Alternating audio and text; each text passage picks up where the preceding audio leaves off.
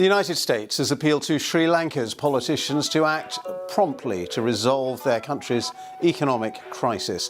An announcement that the Sri Lankan President, Gotabaya Rajapaksa, would step down on Wednesday came after protesters seized his official residence and set the Prime Minister's home on fire. Now, the country is dealing with rampant inflation and food, fuel and medicine imports are drying up, as Mark LaBelle reports. Burning fury for all to see. The Sri Lankan Prime Minister's house set alight. Flames fueled by protesters' anger at economic mismanagement that's left many suffering. It's become the norm now to see people staying and sleeping in vehicles to get fuel, and that ranges from 3 to 4 days sometimes. Many actually walked for hours to get to the protest sites. The president's office was also stormed. There was an impromptu pool party at the palace. It's rumoured the president's taken to the high waters as his country finds itself politically and economically all at sea. It's time that we got all our stolen money back to this country. And also the air conditions are running in that presidential palace while people don't have electricity in their homes. It's a far cry from the once blossoming tourist hotspot, a country of 22 million people recovering from a brutal civil war, which has been ruled by the Rajapaksa brothers for years. They embodied three things that have brought Sri Lanka down. The first is authoritarianism, the second is corruption, and the third is ethnic chauvinism. Now, foreign currencies running dry, hampering imports of food, fuel and medicine, and forcing schools to close. At the beginning of April, angry protests prompted a state of emergency. 12 days later, the government could not pay its foreign debt for the first time in its history. Prime Minister Mahinda Rajapaksa resigned in May. A month on, the UN warned of a humanitarian emergency. Now, with the storming of President Gotabaya Rajapaksa's home, Parliament Speaker has this message from the President. He asked me to tell the country that he will resign on the 13th of July, on Wednesday, to ensure a peaceful handover of power. Therefore, there's no need to destabilize the country any longer. These protests have achieved the resignations of both the Prime Minister and President. But whoever takes over will inherit a humanitarian and law and order crisis, as they are urged to restore stability quickly by the United States and the IMF, so that talks on an economic bailout package can resume. Do you see the power we truly have? This is how you protest.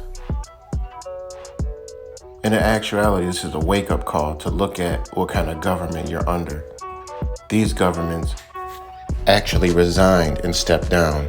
These governments were removed from power and then had a pool party in the most secure building in their country and then burned the Prime Minister's home to the ground. Look here in the US. People didn't even storm the Capitol. People didn't even do anything. And now they're going to jail.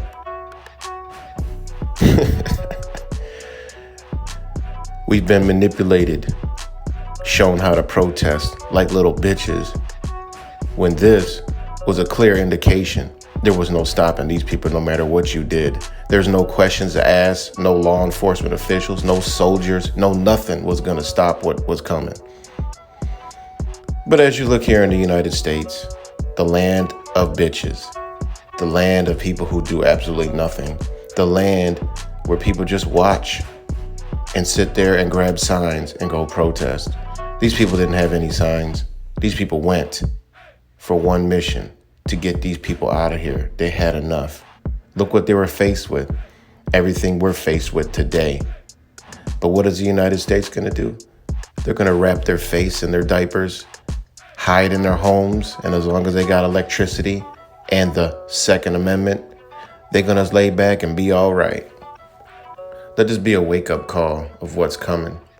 These people know this. This is why they want to get your Second Amendment from up under you. This is why they want to scare you to make you think they're powerful, when in reality, they're not powerful. They're just a heartbeat away from the same thing happening to them. That's why they're in fear. Anyways, Sri Lanka is a clear example of what needs to happen in this nation. But will it? No. Will people come together? No. It should be peaceful, where enough people came together and just went there and said, you know what? We've had enough. We don't want to play your game no more.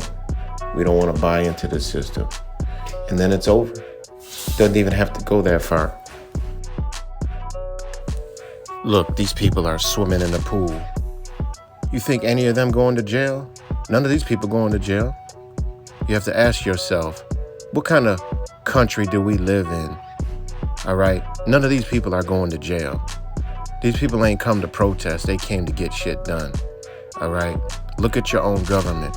You go to jail for protesting. You go to jail for going in your building. These people know better than that shit. None of these people going to jail. Nothing's happened to these people. And their presidents are stepping down. And I get it. It could all be the New World Order plan to place in their own puppets. I get it. I'm talking about whatever got into the hearts of these people. And yeah, they could have been propagated. But no. What got into the hearts and minds of these people to where they simply had enough? Will America ever get there? Or will the comforts of the creatures,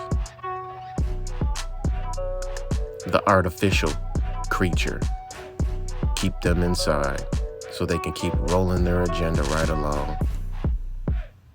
Anyways, everybody, it's always peaceful.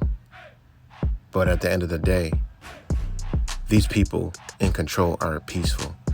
These people in control are not for you.